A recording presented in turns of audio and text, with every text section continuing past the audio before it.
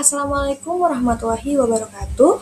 Perkenalkan saya Gita Lestari dengan NPM 123121015 dari Prodi Sistem Informasi.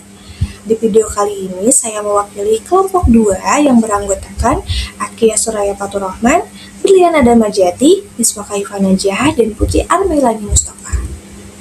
Pada kesempatan kali ini, kami akan mempresentasikan hasil analisis kami untuk memenuhi ujian tengah semester pada mata kuliah Perencanaan Strategi Sistem Informasi. Adapun fokus analisis yang kami lakukan adalah analisis PES dan Portfolio Purchase terhadap perusahaan yang kami pilih sebagai objek studi, yaitu PT Adventure Travel Group. Selanjutnya masuk pada bagian pendahuluan, terdapat latar belakang dan konteks analisis yang akan kami lakukan. Industri pariwisata Indonesia terus mengalami transformasi pasca pandemi, di mana konsumen kini lebih mencari kepercayaan dan pengalaman yang terakurasi. Jadi industri pariwisata Indonesia saat ini itu sedang mengalami transformasi yang cukup signifikan, terutama setelah terjadi pandemi. Perubahan ini tuh ditandai dengan pergeseran perilaku konsumen yang kini lebih mengutamakan kepercayaan, keamanan, serta pengalaman yang lebih personal dan terakurasi. PT Adventure Travel Group yang lahir dari inovasi Andy Ho pada tahun 2011 kini berada di persimpangan jalan untuk mencapai target pertumbuhan 10 kali lipat. Untuk mencapai visi tersebut diperlukan pemahaman mendalam mengenai dinamika eksternal yang mempengaruhi operasional perusahaan. Maksudnya, PT Adventure Travel Group ini tuh memiliki visi untuk mencapai pertumbuhan hingga 10 kali lipat. Namun dalam mewujudkan visi tersebut, perusahaan dihadapkan pada berbagai tantangan yang berasal dari lingkungan eksternal. Oleh karena itu, diperlukan analisis yang mendalam terhadap faktor-faktor eksternal yang dapat mempengaruhi strategi dan operasional perusahaan. Selanjutnya akan dijelaskan oleh rekan saya. Nah, oke, di next slide-nya ini ada profil perusahaan. Nah, perusahaan ini namanya ini ada PT Adventure Travel Group. Nah, yang dimana perusahaan ini sudah berdiri cukup lama, yaitu sejak tahun 2011. Nah, fokus utamanya ini di bidang jasa transportasi, travel, dan tour. Untuk kantor pusatnya itu berada di Bandung, yang tepatnya di Jalan Jenderal Sudirman nomor 346. Nah, mereka juga perusahaannya memiliki slogan, itu mudah, berkarya, dan berbudaya. Bukan cuma slogan, di perusahaan ini juga ada nilai dan budaya kerja. Yang intinya ini, di sini mereka diajarkan untuk tanggung jawab, berani keluar dari zona nyaman, jujur dalam berkomunikasi, dan yang paling penting memperlakukan orang lain dengan baik, sebagaimana kita ingin diperlakukan. Kemudian di slide selanjutnya ada brand usaha. Nah, di perusahaan ini memiliki 3 brand utama Adventure Travel Group. Nah, yang pertama ini ada Japan Trips, yaitu di mana layanan travel planning ke Jepang dan distributor JR Pass di Indonesia. Kemudian yang kedua, Global Komunika, yang dimana penyedia konektivitas internasional seperti SIM card dan elektronik SIM untuk traveler. Kemudian yang terakhir, yang ketiga ini ada Hejo Eatery, yaitu restoran plant-based dengan makanan sehat dan berkelanjutan. Nah, di sini ada sejarah singkat mengenai perusahaan. Adventure Travel Group adalah sebuah perusahaan yang bergerak di bidang trip perjalanan tour dan travel, dan didirikan pada bulan Januari tahun 2011 di Bandung oleh Andy Ho, yang berawal dari menjual sebuah kupon hotel yang ada di rumahnya. Kemudian Andy Ho berinisiatif untuk membangun perusahaan ini. Kemudian tidak lama setelah itu, sekitar 6 bulan kemudian, lebih tepatnya di bulan Juli tahun 2011, berubah menjadi PT Adventure Travel. Nah, dari situ PT Adventure Travel mulai dari menjual tiket pesawat, hotel, pariwisata, pengurusan visa ke luar negeri, dan tur ke lebih dari 20 negara. Untuk di selanjutnya ini ada slide mengenai identitas visual. Untuk visual logonya ini ada bentuk burung origami yang melambangkan ketangkasan, kreativitas, dan perjalanan yang terstruktur. Kemudian tipografi melingkar yang mengartikan globalitas, representasi bola dunia, dan layanan end-to-end terpadu. Kontinuitas, komitmen pertumbuhan berkelanjutan dengan target skala 10 kali lipat. Nah, di sini ada slide mengenai visi misi perusahaan. Nah, visi misi perusahaannya ini PT Adventure Group memiliki visi, yaitu menjadi perusahaan yang berkesinambungan dan tempat terbaik yang memberikan peluang belajar dan berkembang. Sedangkan untuk misinya itu membuat brand kuat yang memberikan nilai kepada customer, membuat budaya perusahaan yang fokus pada nilai-nilai kehidupan dan kebahagiaan. Nah, di slide selanjutnya ini ada struktur organisasi, yang dimana kita sudah semuanya tahulah untuk pimpinan tertingginya ini yaitu direktur. Dan di bawah direktur ini ada para leader atau pemimpin divisi yang memegang peranan masing-masing. Ada yang mengurus keuangan dan admin, ada yang fokus melayani pelanggan atau customer service dan sales. Kemudian ada tim pemasaran digital, sampai ada tim teknologi atau tim IT. Dan juga ada tim pengembangan. Nah, semuanya ini bekerja sama supaya layanannya tetap jadi yang terbaik buat pelanggan. Selanjutnya, saya akan menjelaskan tentang sektor industri dan portofolio jasa. Travel Dontor, agen perjalanan wisata atau agen travel, merupakan usaha jasa pemesanan, sarana wisata, dan menyediakan layanan pengurusan dokumen perjalanan. Adapun jasa transportasi, sistem pemindahan manusia ataupun pemindahan barang secara aman dengan modal angkutan yang terstandarisasi.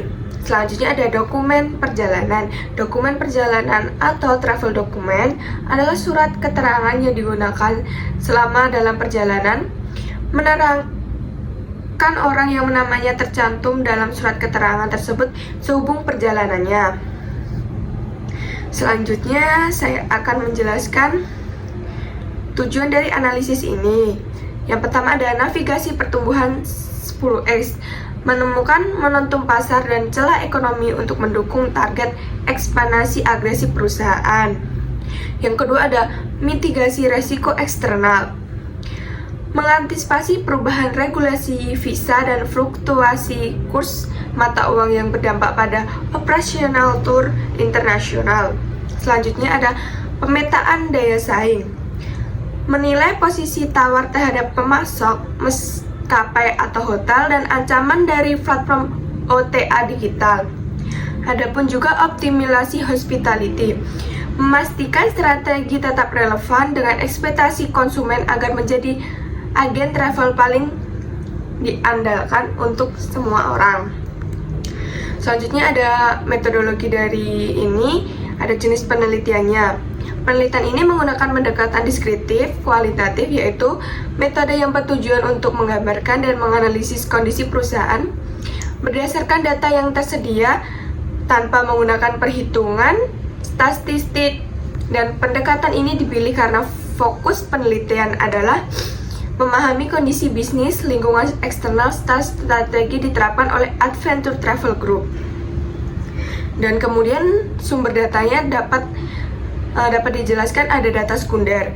Data diperoleh dari website, unit bisnis perusahaan seperti Jepartrip dan gomunikak.com, serta didukung oleh informasi dari link artikel dan sumber terpercaya lainnya yang berkaitan dengan Adventure Travel Group, karena dari Adventure-nya sendiri tidak memiliki website resmi, jadi kita dapat informasinya dari situ. Hal ini dilakukan karena perusahaan tidak memiliki website utama, sehingga informasi diperoleh melalui representasi digital dari unit bisnisnya. Selanjutnya ada studi literatur, menggunakan teori manajemen strategi seperti analisis first dan post forest. Dan adapun teknik pengumpulan data, yang pertama ada studi pustaka. mengumpulkan data dari buku jurnal, artikel, dan sumber tertulis lainnya yang relevan dengan topik penelitian.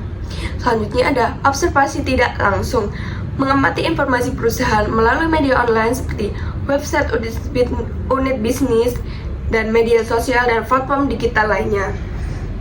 Dan selanjutnya akan dijelaskan oleh rekan saya. Selanjutnya ada teknik analisis data. Yang pertama, analisis spread digunakan untuk mengidentifikasi faktor-faktor secara eksternal yang dapat mempengaruhi perusahaan, meliputi aspek politik, ekonomi, sosial, dan teknologi. Analisis ini membantu perusahaan untuk memahami peluang dan ancaman yang berasal dari lingkungan makro. Dan yang kedua ada proses five forecast. Itu digunakan untuk menganalisis tingkat persaingan dalam industri. Ada 5 kekuatan yang dianalisis, yaitu meliputi pertama ancaman pendatang baru, kedua kekuatan tawar pemasok, ketiga kekuatan tawar pelanggan, keempat ancaman produk pengganti, dan yang terakhir persaingan antar perusahaan dalam industri. Analisis ini membantu untuk mengetahui posisi perusahaan dalam industri serta tingkat kompetensi yang dihadapi. Dan yang terakhir ada analisis deskriptif, digunakan untuk menginterpretasikan hasil analisis secara sistematis dan menyajikannya dalam bentuk narasi. Dari hasil tersebut dapat ditarik kesimpulan serta dapat dirumuskan rekomendasi strategis yang sesuai bagi perusahaan. Nah, di sini ada analisis PES yang dilakukan pada Adventure Travel Group dari PT Adventure Travel Group, sebuah perusahaan biro perjalanan yang ada di Bandung, dengan mempertimbangkan konteks pasar pada tahun 2026. Yang pertama ada faktor politik. Faktor ini melihat bagaimana kebijakan pemerintah dan situasi politik dunia mempengaruhi mobilitas wisatawan. Yang pertama ada regulasi visa. Jika suatu negara memperketat visa, maka jumlah pelanggan ke destinasi tersebut akan menurun. Maka perusahaan harus secara adaptif mencari destinasi alternatif. Dan yang kedua ada keamanan global. Konflik dan ketegangan politik di suatu wilayah membuat rute tersebut menjadi zona merah yang harus dihindari demi keselamatan. Dan yang terakhir ada standar CHSE, di mana standar cleanliness, health, safety, dan environment, di mana di masa depan sertifikat ini menjadi tiket utama agar perusahaan dipercaya oleh wisatawan secara internasional. Dan yang kedua ada faktor ekonomi, aspek finansial yang menentukan harga jual dan daya beli konsumen. Yang pertama ada biaya aviasi, yaitu harga bahan bakar pesawat yang fluktuatif langsung berdampak pada harga paket tur. Jika tiket naik, maka harga paket pun naik.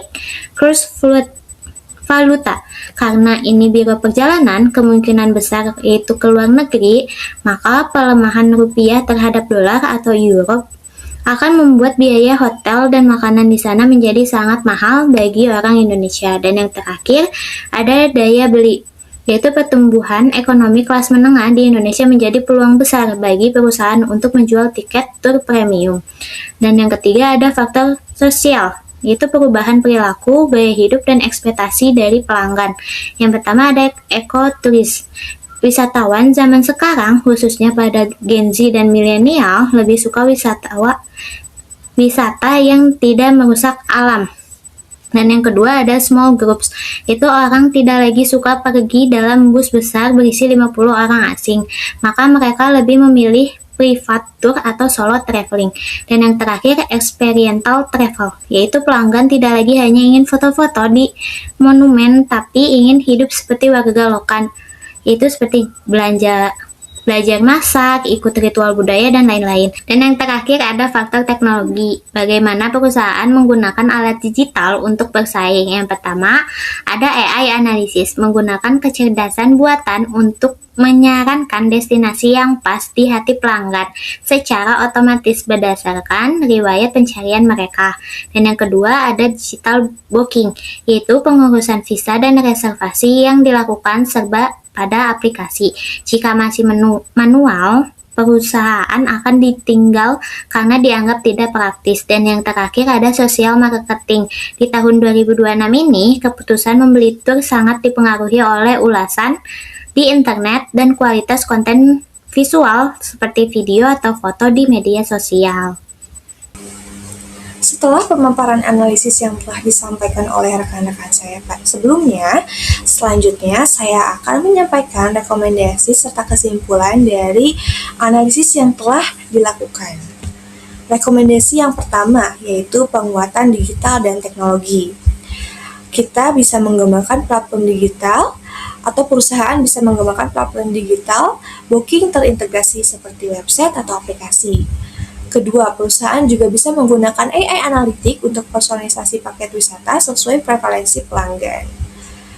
Lalu bisa juga melakukan optimasi sosial media marketing seperti TikTok dan Instagram untuk mengembangkan trust dan awareness.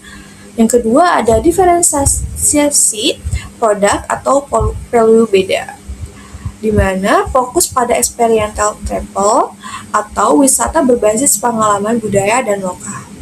Kedua, perusahaan bisa menawarkan paket ekotourism dan small group atau private trip. Lalu perusahaan juga bisa menyediakan layanan end-to-end atau dari tiket bisa sampai itinerary detail. Lalu yang ketiga ada strategi kemitraan atau partnership. Perusahaan bisa menjalin kerjasama yang kuat dengan maskapai, hotel, dan lokal guide terpercaya. Lalu perusahaan juga bisa melakukan negosiasi harga untuk mengurangi tekanan dari pemasok. Yang keempat, peningkatan trust dan branding.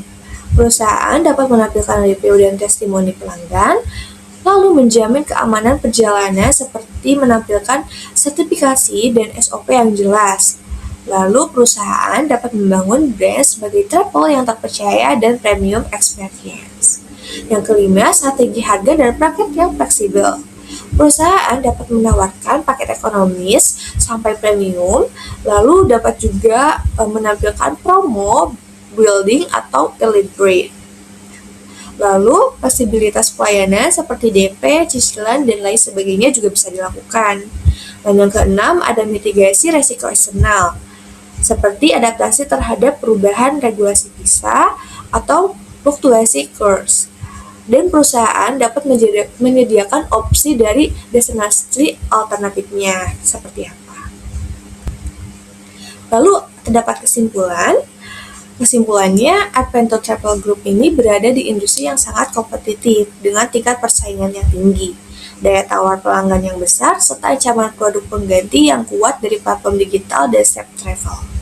Di sisi lain, perusahaan juga memiliki peluang yang besar dari tren wisata yang berbasis pengalaman atau experiential travel, pertumbuhan kelas menengah, dan perkembangan teknologi digital. Namun, perusahaan juga menghadapi berbagai tantangan eksternal seperti regulasi visa, fluktuasi ekonomi, serta ketergantungan pada pemasok. Oleh karena itu, untuk mencapai target pertumbuhan 10 kali lipat, perusahaan perlu yang pertama bertransformasi secara digital, yang kedua menciptakan diferensiasi layanan, yang ketiga memperkuat branding dan kepercayaan pelanggan, yang keempat membangun strategi kemitraan yang kuat, dan dengan strategi yang tepat, Adventure Travel Group dapat berpotensi sebagai travel agent yang kompetitif, adaptif, dan berkelanjutan di era digital saat ini. Sekian presentasi dari kelompok kami. Mohon maaf atas segala kesalahan pengucapan atau pengucapan lainnya. Terima kasih. Wassalamualaikum warahmatullahi wabarakatuh.